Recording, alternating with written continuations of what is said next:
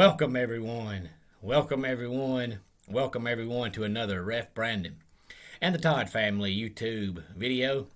Wherever you are, whatever you may be doing, thank you so much for making Ref Brandon and the Todd family a part of your day. We always greatly appreciate it.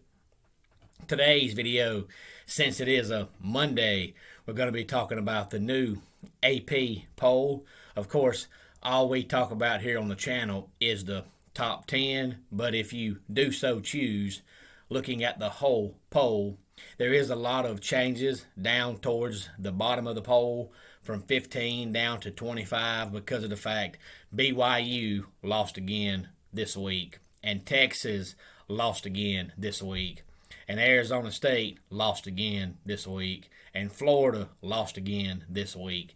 So a lot of the teams that were ranked down toward the bottom half of the poll lost. So the bottom half of the poll has changed, but the top half is pretty much the same teams, just they're numbered differently. So we'll talk about that here on the channel, and then I'll give you the big news that came out yesterday in case you have not heard, but I'm sure everybody has heard by now. I'll give you my thoughts on that as well. First, let's go ahead and talk about the AP poll. Georgia, of course, is still number 1. Cincinnati is number 2. Oklahoma is now number 3. Alabama is 4. Ohio State is 5. Michigan 6. Penn State 7. And the Oklahoma State Cowboys are now number 8. Michigan State is 9th. And Oregon rounds out the top 10. Now let me go ahead and say that Oklahoma looked completely different with that freshman quarterback Williams back there. It's amazing at how hyped up everybody was about Rattler and how much he progressed last year as the year went on, and now this year he came back and he just didn't get any better. And you can't say it's Lincoln Riley because since he's been there, he's pretty much had a Heisman quarterback, if not every year, almost every year. So obviously it's not Lincoln Riley's. I don't know what's happened to Spencer Rattler, but you could tell just by that one game Saturday night how much better their offense looks with Williams behind center. So I think it's clear going forward that unless he gets hurt, that Williams will be their quarterback. But now you have to wait and see, will Rattler try to enter the NFL draft, or will he transfer and try to play another year somewhere else and get a full year as being a starter under his belt? But Oklahoma's offense looked way better with Williams as the quarterback. And of course the big news is Ed Orgeron officially yesterday was announced as no longer being the LSU head coach, but he is going to finish out the season, which is something you do not see very often. Usually if somebody is terminated, they are relieved of their duties pretty much, right away. But now if you quit, usually you'll say, hey, I'm leaving after the season. But they said he is going to finish out the season, but he will no longer be LSU's head coach. And I think I saw that his buyout is $17 million. I tell you what, if I went to my job today and they said, Brandon, we're going to terminate you, but you get $17 million, I think I'd clock out and go home right then. You wouldn't have to beg me. So if I'm Ed Orgeron, LSU can lose their last 5 games, and I wouldn't give 2 cents about it.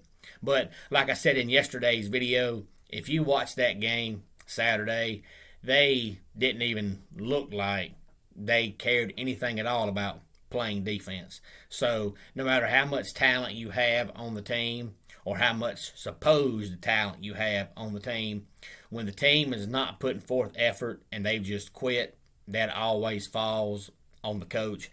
And that was not the first time this year that their defense has looked like they just didn't care. But it's the first time it was that obvious when somebody threw a Hail Mary pass. But it was not the first time this year that their defense has just looked like they just don't care.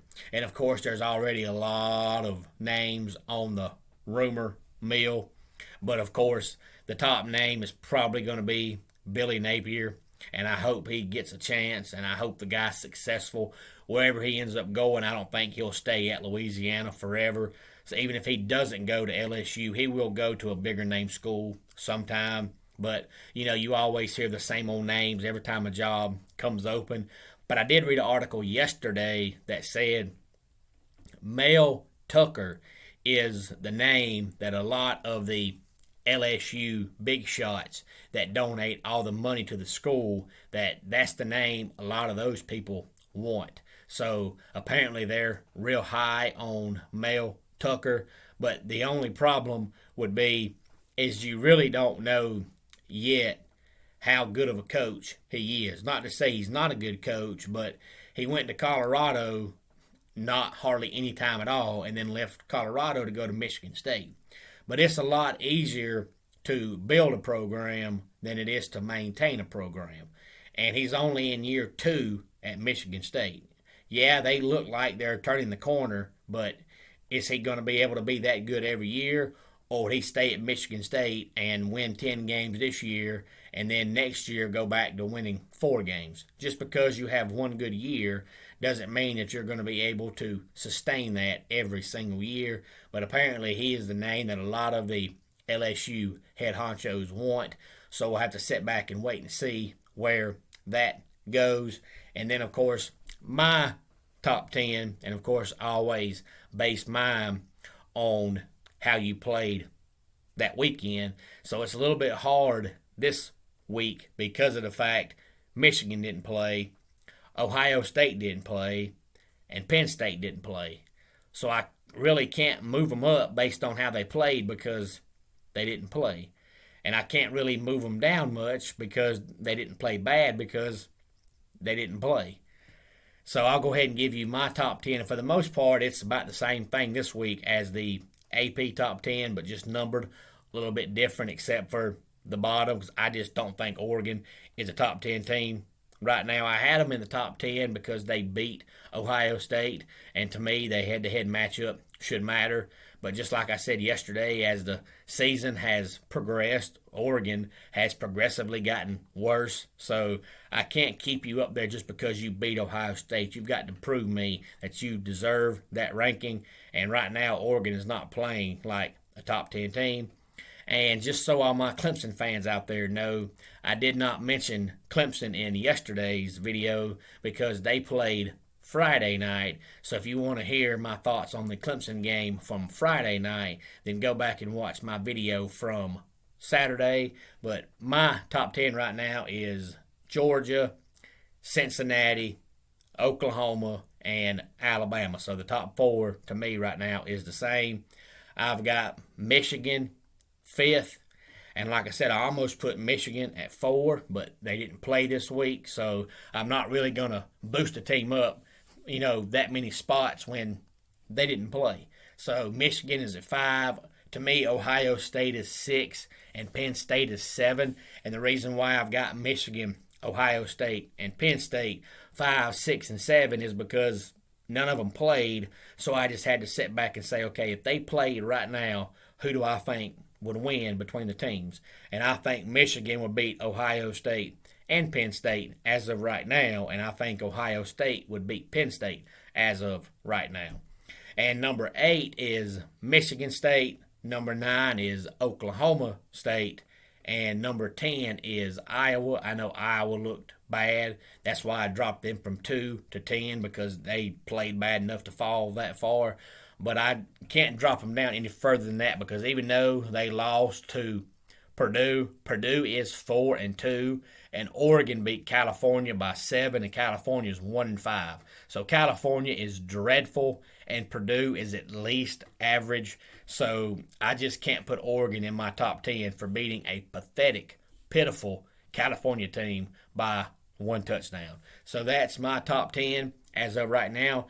Any thoughts on the AP poll or my poll or the Ed Orgeron situation on who you think might be taking his spot at LSU? Of course, if you do so choose, you can get on Google and look at all the, hotbed names right now. And every time there's a head coach opening, you always hear, Hugh Freeze and names like that because everybody knows that Hugh Freeze is not going to stay where he is forever. He will eventually, sometime or another, be coaching at a big-time program again, but will it be LSU?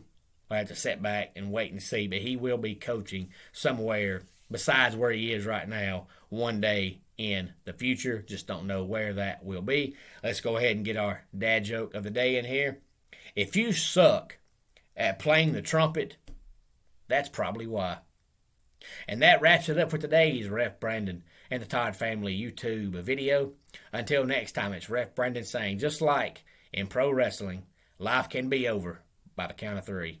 Tell your friends and family how much you love them. Bye.